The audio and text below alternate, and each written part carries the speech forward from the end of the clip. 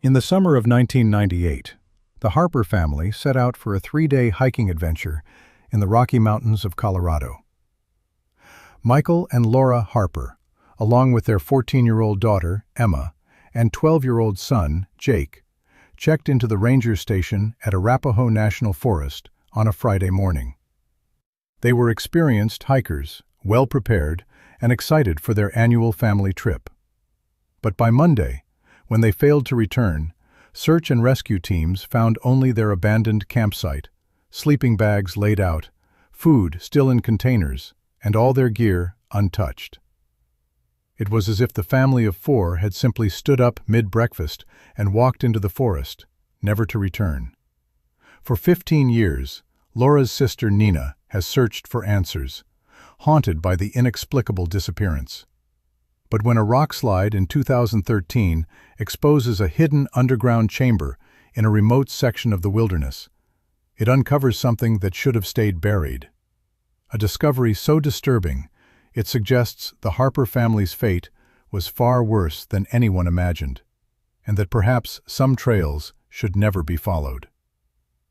The coffee was still hot when Nina Reyes noticed the cardinal outside the kitchen window.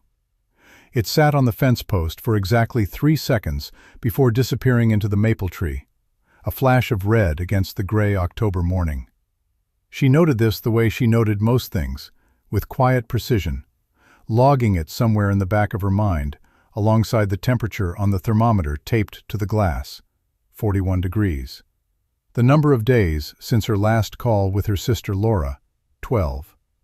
And the particular quality of silence that had settled over her apartment in Denver ever since she'd stopped filling it with other people's noise. Nina was good at silence. She was better at patterns. Data analytics suited her the way certain professions suit certain people who have spent their whole lives organizing the world into columns they can sort and filter and understand. She believed, in the practical way of someone who has never had reason to stop believing it, that most things have an explanation if you look hard enough and long enough at the numbers. Her phone rang at 7:14 in the morning. She let it ring twice before answering, a habit she'd developed without intending to, a small, manufactured pause that gave her 2 extra seconds to prepare for whatever was coming. "Ms. Reyes?" The voice was male, measured, carrying that particular careful tone that Nina had only ever heard from doctors and law enforcement. "This is Detective Ray Solis from the Clear Creek County Sheriff's Office. I'm calling regarding your sister, Laura Harper, and her family." Nina set down her coffee. She did not say anything. "We've found something up in the Arapahoe National Forest, a structure buried in a section of wilderness about 9 miles off the main trail. We believe it may be connected to the disappearance of your sister's family 15 years ago." 15 years. Nina had been 27 when the Harpers vanished.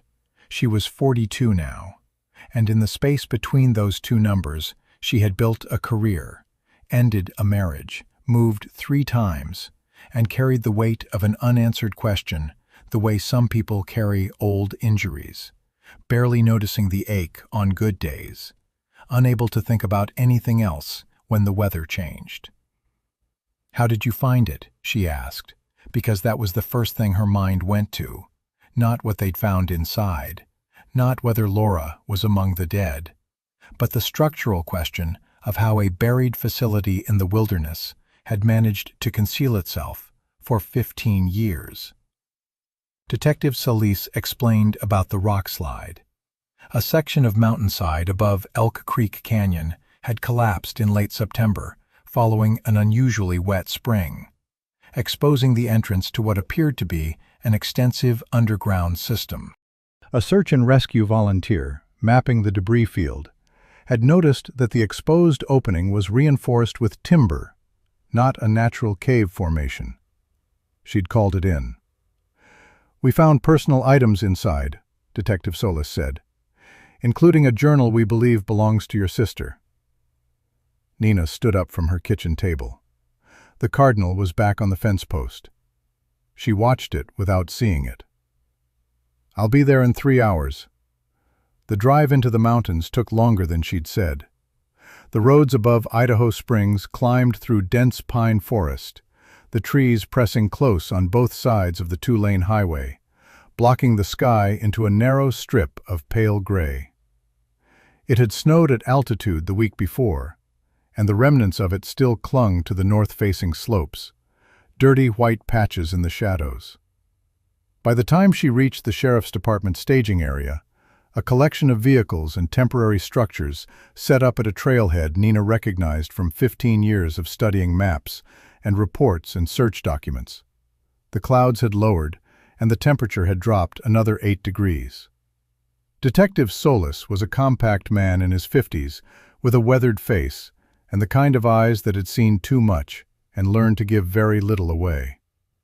He shook her hand and brought her inside the mobile command unit, a trailer that smelled of coffee and waterproof gear. Spread across the central table were photographs from the excavation site. Nina looked at them for a long time without speaking. The photographs showed a hillside partially collapsed, exposing a reinforced entrance roughly 3 feet wide and 5 feet tall. Other photographs documented what lay beyond, a series of low-ceilinged chambers carved from the earth and lined with rough timber supports, the walls damp with seepage, the floors covered in compressed dirt worn smooth by years of foot traffic. There was furniture of a kind, crude shelves, a wooden table, a platform that had served as a bed. There were lanterns, hand-cranked and long since dead. There were canned goods with expiration dates from the early 2000s. There were children's drawings pinned to the timber walls with rusted tacks. And there was the journal. Detective Solis showed her a photograph of it before he showed her the scanned pages, a practical consideration she appreciated. It was a composition notebook, the black and white kind sold in drugstores everywhere, its cover warped from years of dampness, its pages swollen but legible. Her sister's handwriting on the first page, the same careful cursive Laura had used since elementary school. Laura Marie Harper. If found, please return. Nina pressed her thumb against the photograph as if she could feel the ink. Then she said, "Show me everything." The scanned pages of the journal were transferred to Nina's laptop that evening at a motel in Idaho Springs. She read them in order, sitting on the edge of the bed in her coat because the room's heating unit was making a sound that suggested it was working very hard to accomplish very little. She read slowly, which was not her natural pace. She was a fast reader by instinct and profession, trained to skim for relevant data points. But the journal required something else. It required her to stop at the end of every sentence and let it exist before moving to the next one. Laura had begun writing 3 days after the family's disappearance, which meant she had found or been given the notebook almost immediately. The first entry was dated July 12, 2009. They had checked into the trailhead at Elk Creek on July 9th. He calls himself the caretaker. He says that word differently than you'd think, not like a janitor, not like someone who tends to a building, but like someone who tends to people. He explained on the second day that the world above is going to fail, that it has been failing for decades, and that most people can't see it because they're too embedded in the system that's decaying around them. He said he's been watching families like ours for a long time, families who spend time in real wilderness, families who still know how to be still. Nina read that paragraph 3 times. The language was specific enough to be instructive. He had been watching them. He had selected them. This was not a random encounter. She skipped forward to the entry dated August 3rd, 3 weeks in. Ben tried to leave this morning through the eastern tunnel. He got maybe 40 feet before the caretaker appeared from somewhere ahead of him, not behind, ahead, which means the tunnel connects to something we don't have access to. He wasn't violent. He just stood there and told Ben very calmly that going that way would mean losing his right to guide his children's education. Ben came back. I don't know if that was strength or surrender. I don't know anymore what those words mean down here. Nina noted the name Ben. Benjamin Harper, Laura's husband, an electrician from Fort Collins, 38 years old at the time of the disappearance. The journal referred to their 2 children as well, Kara, who had been 14, and Jake, who had been 12. Over the following entries, Laura documented the caretaker's visits with the careful precision of someone who had decided that documentation was the only form of resistance available to her. He teaches in the evenings, Laura wrote in September. He brings printed materials, mostly things he's written himself, essays about what he calls the dependency crisis. He says modern children have been trained to need approval from institutions, from schools, from algorithms, and that real strength means learning to need nothing except what the land provides and what your own judgment tells you. He's very good at making this sound reasonable. That's the part that scares me most. Not the locked doors. The fact that when he explains things, I find myself nodding before I realize I'm nodding. Nina closed the laptop and sat in the dark of the motel room for a long time. Outside, a truck moved through the parking lot, its headlights sweeping across the ceiling. She thought about the 12 families who had gone hiking in the Arapaho National Forest between 2005 and 2013 and never come back.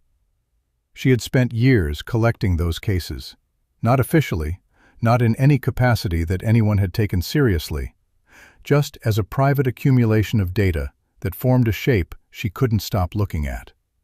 She opened her laptop again and pulled up the spreadsheet she'd been maintaining since 2015.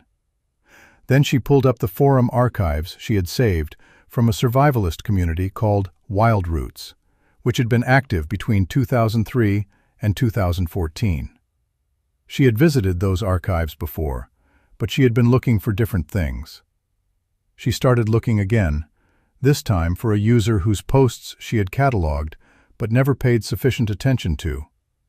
The username was Read the Territory. His first post was from 2004. He had been an active contributor for nearly a decade, respected within the community for what other members described as deep practical knowledge of the Colorado high country. His posts were long, detailed, and ideological. He wrote about the failure of modern parenting, about children who had been softened by comfort and convenience, about the urgent necessity of returning to an existence that required genuine endurance. He wrote with the conviction of someone who had either thought about these things for a very long time or had been performing thinking about them for a very long time. Nina had never been sure which. But now she read his posts in the context of Laura's journal, and the language aligned in ways that made her skin feel cold in a manner that had nothing to do with the malfunctioning heater. He had been on that forum. He had almost certainly used it to identify families, and Laura's family had been on it too. Nina remembered now a detail from the original 2009 investigation that she had noted and filed and not connected to anything until this moment. Laura had been a member of Wild Roots since 2007. She had posted about their planned Colorado trip 6 weeks before they went. Read the Territory had responded to that post. Nina called Detective Solis at 11 o'clock at night. He answered on the second ring, which told her something about the kind of man he was. She told him what she'd found. There was a long silence on his end that she interpreted as him writing things down. "I'll have our tech team look at this tomorrow," he said. "Ms. Reyes, I need to ask you to be careful about how far you take this on your own." "I understand," she said. She did not stop. The next entry that disturbed her most deeply was from November 2009, 4 months into the captivity. Laura's handwriting had changed by then, the careful cursive loosening slightly at the edges, the pressure of the pen harder than before. "Something is happening with Jake. He asks the caretaker questions now, real questions, engaged questions, not the numb compliance that Kara and I have been using to get through the lessons. He asks about the geological surveys the caretaker references. He asks about the pre-industrial communities the caretaker holds up as models. Last night, I watched them talk for 2 hours, and by the end, Jake was animated in a way I haven't seen since we came down here. The caretaker said afterward that Jake has a rare kind of mind. He said most people need years to shed their conditioning, but Jake is doing it naturally. I should be glad my son is finding ways to survive this. I'm not glad. I'm terrified. Nina read that entry twice, then opened the case file on her laptop and found the photograph of Jake Harper taken from his school records. A 12-year-old with dark eyes and a slight build, looking directly at the camera with an expression that was neither shy nor confrontational, just watchful. He would be 27 now. She went back to the journal, reading the December entries. By that point, Laura was writing about the cold more than anything else. The underground chambers maintained a temperature that the caretaker had engineered to be functional but not comfortable. Deliberately so, Laura suspected, because discomfort was part of the curriculum. She wrote about hearing the wind through the ventilation shafts, that constant reminder that the world above continued without them. She wrote about Kara's cough, which had developed in October and worsened steadily. She wrote about Ben spending long hours sitting against the wall with his eyes open and his hands still in his lap, a withdrawal that frightened her more than his earlier attempts at resistance, because at least resistance indicated a self that was still fighting. And she wrote, in the entry dated December 19th, about the corridor. The caretaker showed Jake the secondary corridor today.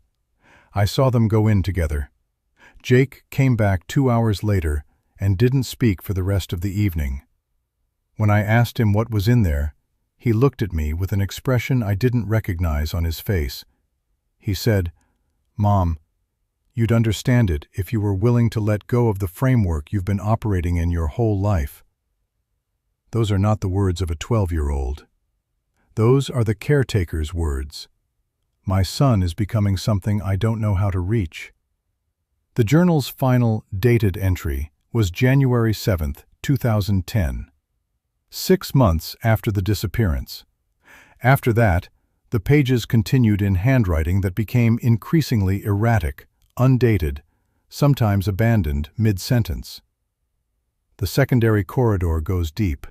I can hear water somewhere below. Ben hasn't spoken in 11 days. Kara is too sick for lessons now, and the caretaker brings her tea and speaks to her very gently, and I understand that this gentleness is the most dangerous thing he does. Jake sits with the caretaker for hours. I asked Jake last night if he remembered the drive up to Elk Creek, the way we all sang that song off the radio because no one could remember the lyrics. He said yes. I asked if he missed it. He said he had learned not to think of missing things as a measure of value. Then he said that he was sorry I was having difficulty adapting. He is 12 years old. He is my son. He is using a vocabulary that isn't his. The final legible entry read, "Jake knows the way to the surface. He told me he could take us out. He said he would if I could show him I'd learned enough to survive up there on my own terms. He said the caretaker agreed that it would be a meaningful test of my progress." I don't know what that means. I don't know who's asking me to walk out of here, my son or someone wearing my son's face. I'm going to try. There were no more entries after that. Nina spent the rest of the night cross-referencing every post Read the Territory had made on the Wild Roots forum against the list of missing persons cases she had compiled.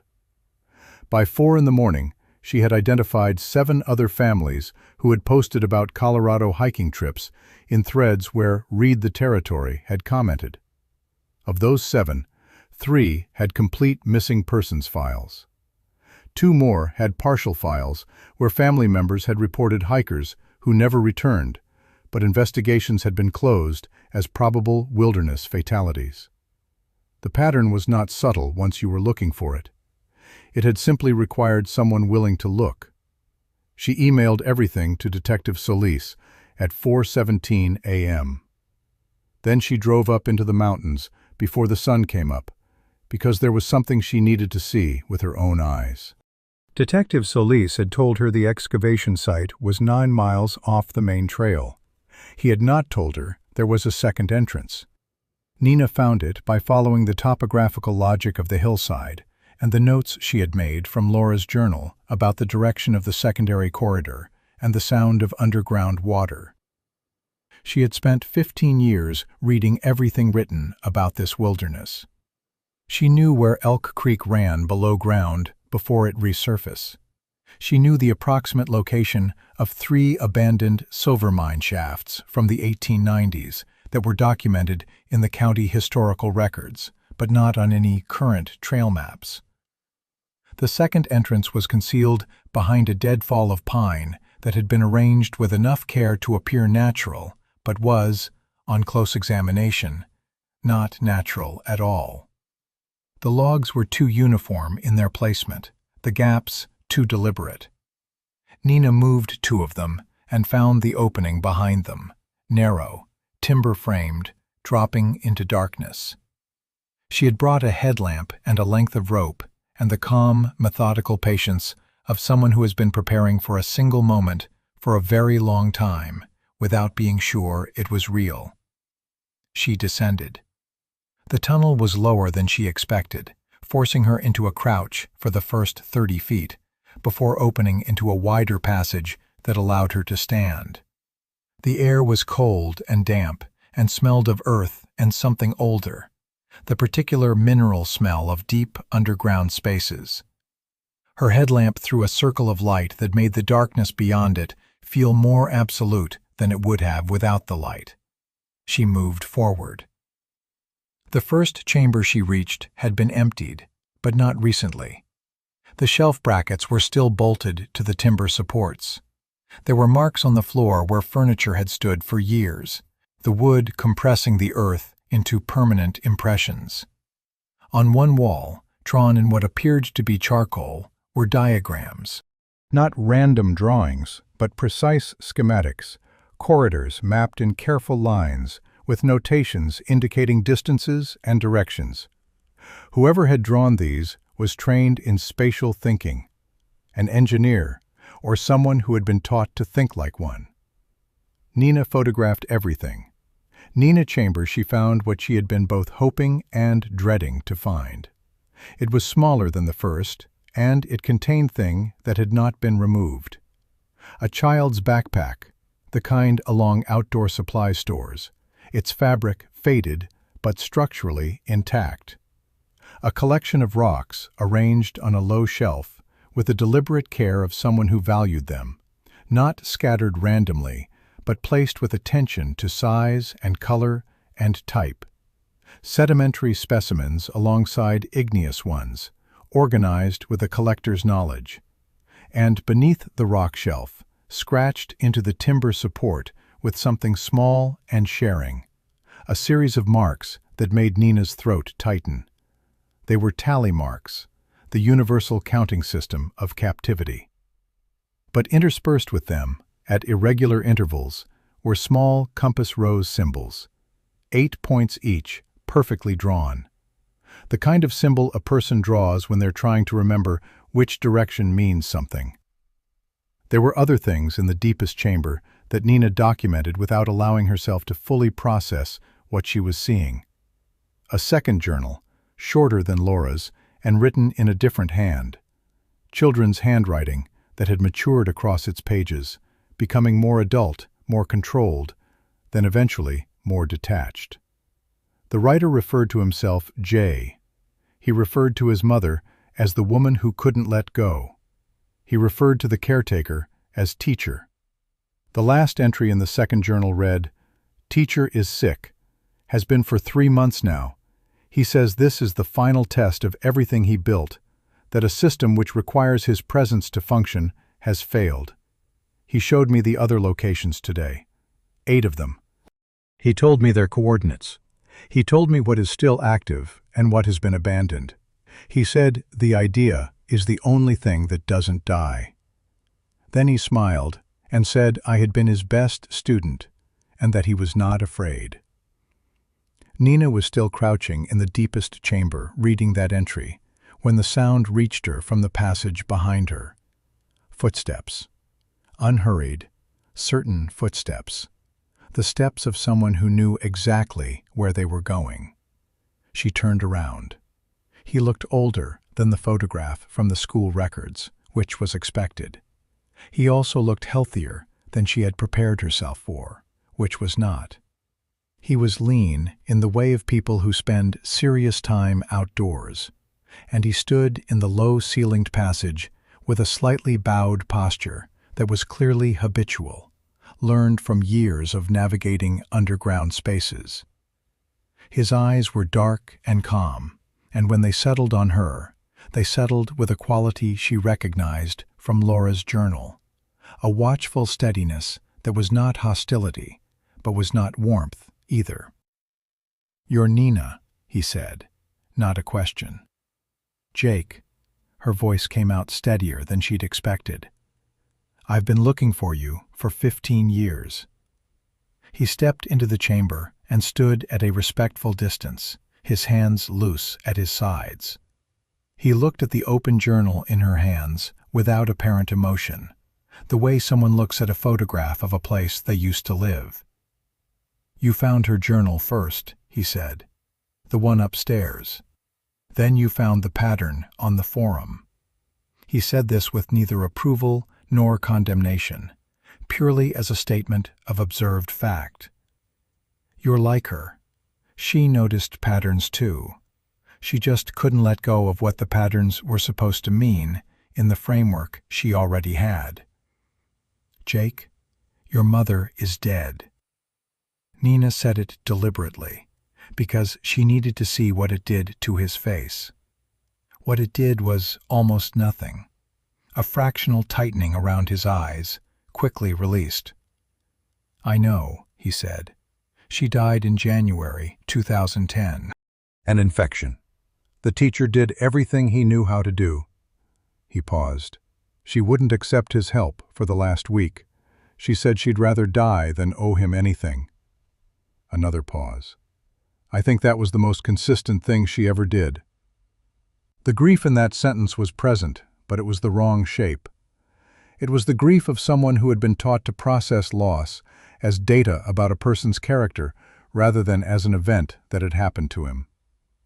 Nina recognized it because she had spent 15 years reading the academic literature on captivity and coercive control, and she understood what she was looking at. But understanding it did not make it less painful to see in her nephew's face. "Kara," she said. "What happened to Kara?" Jake was quiet for a moment. "She didn't adapt," he said finally. "Her lungs. Winter of 2010. He did not look away from Nina's eyes as he said it. She was the kind of person who would have been destroyed by the world above anyway. The teacher said some people are constitutionally unsuited to genuine difficulty. Nina felt something cold and absolute settle in her chest. She thought about Kara Harper at 14, with her mother's dark hair and her father's habit of squinting when she laughed. She thought about her own niece, dying in an underground chamber in the Colorado mountains, while her 12-year-old brother was being systematically remade into something that could say what Jake had just said without his voice breaking. "Your father," she said, "left in March 2011. The teacher let him go."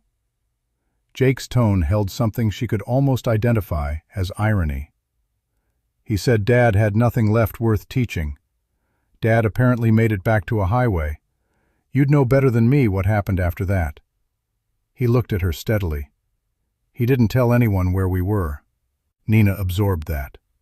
Ben Harper had been found by a passing motorist on Highway 40 in April 2011. He had been severely malnourished, and suffering from what the doctors had termed extreme dissociative disorder. He had never been able to give investigators a coherent account of where he had been or what had happened to his family.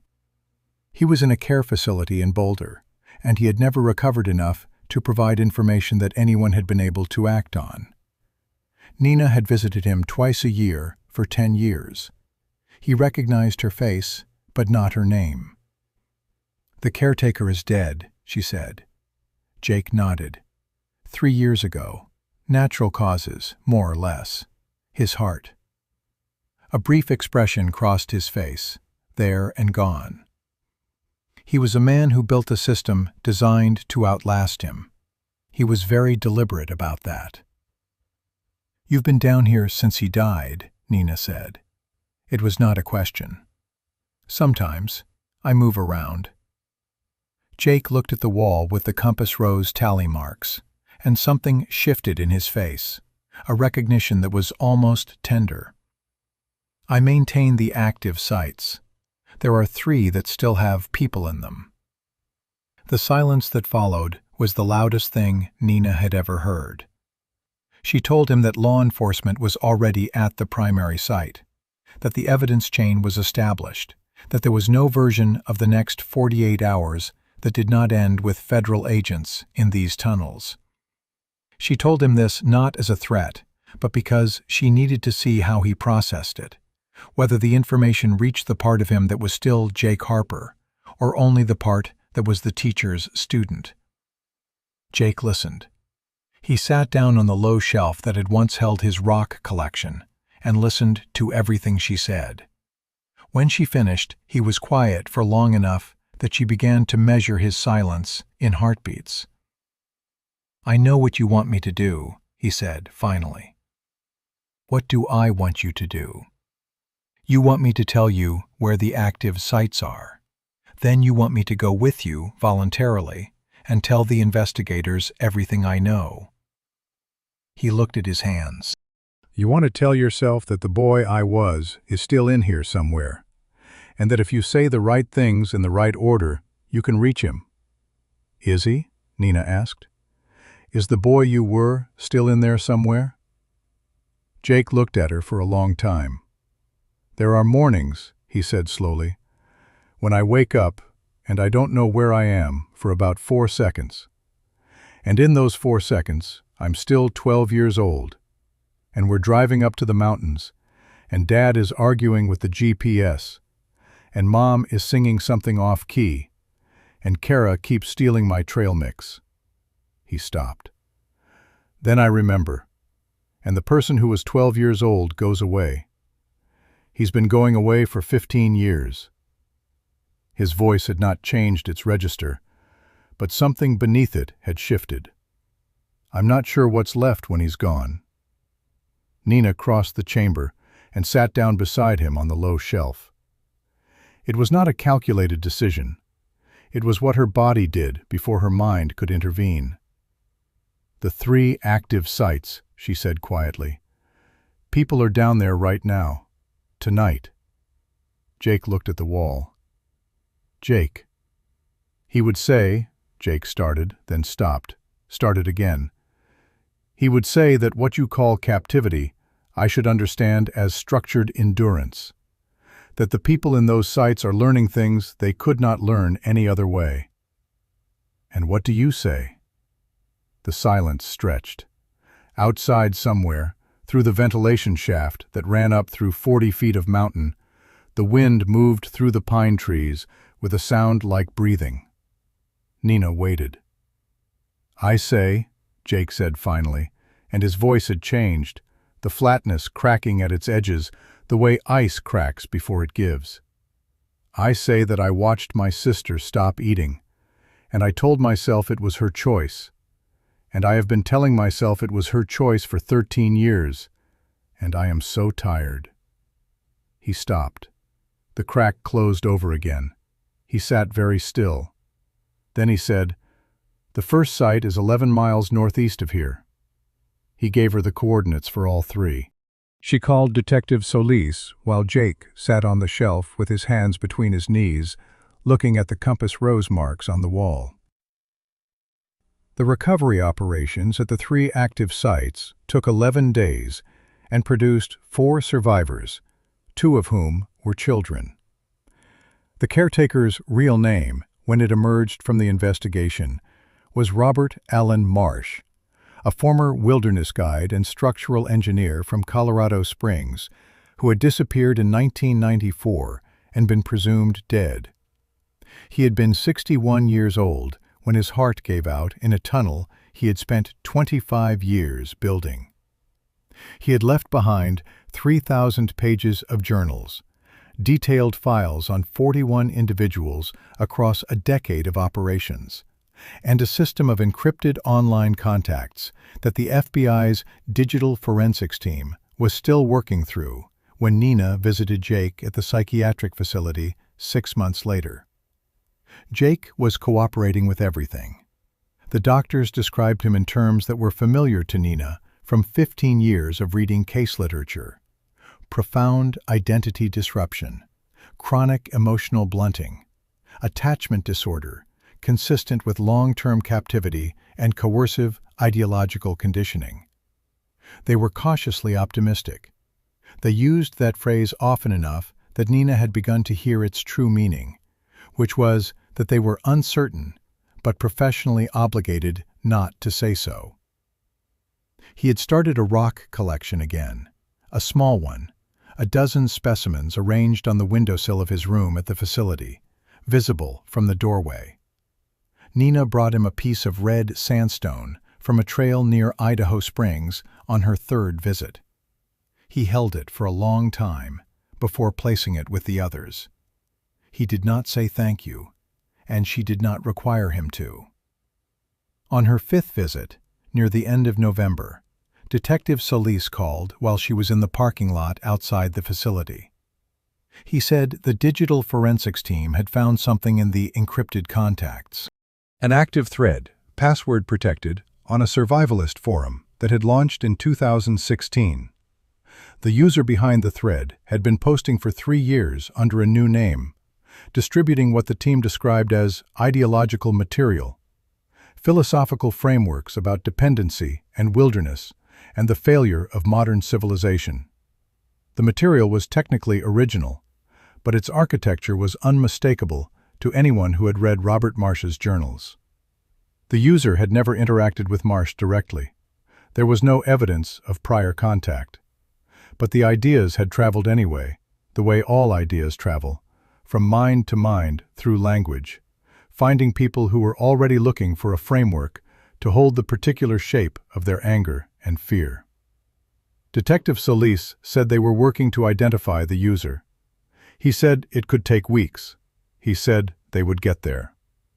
Nina sat in the parking lot for a long time after the call ended. The mountains were visible to the west, their peaks already white, the sky above them the deep blue that only appears at altitude on clear winter afternoons. She thought about Robert Marsh building his first tunnel in the mid-90s, alone in the dark with his tools and his certainty. And she thought about the 3,000 pages of journals he had left behind. And she thought about the phrase, "The idea is the only thing that doesn't die." And she felt the cold in a way that had nothing to do with the temperature. If you've stayed with Nina this far, you already know that some doors, once opened, don't close again. Subscribe so you don't miss what comes next, because the story of what was found in those encrypted threads is the part that will keep you up at night. And if you think you know where Jake's story ends, leave your answer in the comments below. A lot of people are going to be wrong. When she went inside, Jake was standing at his window looking at the mountains. He heard her come in and turned around. His face was the way it usually was, quiet and controlled, the emotions living somewhere too deep to be easily read. But he looked at her, and then he looked past her at the door she'd come through, and something moved in his expression that she could not quite name. "You got a phone call," he said. It was not a question. Nina looked at her nephew, 27 years old and 15 years gone, and standing in a room that was warm and lit and fundamentally different from anywhere he had lived for the bulk of his life. And yet she understood in that moment, with the clarity of someone who has spent 15 years learning to read the shape of things, that the room was not as different as she needed it to be. "Yes," she said. Jake looked at the mountains for another moment. Then he said, very quietly, "He always said the idea was the only thing that couldn't be contained." He turned back to his windowsill and picked up the piece of red sandstone she had brought him. He turned it over in his hands once, twice. He was right about that part. Nina did not answer. She stood in the warm room in the psychiatric facility, while outside the winter light died over the mountains, and somewhere in the encrypted spaces of the internet, in the careful language of a person who had never met Robert Marsh but had found him anyway, the lessons continued.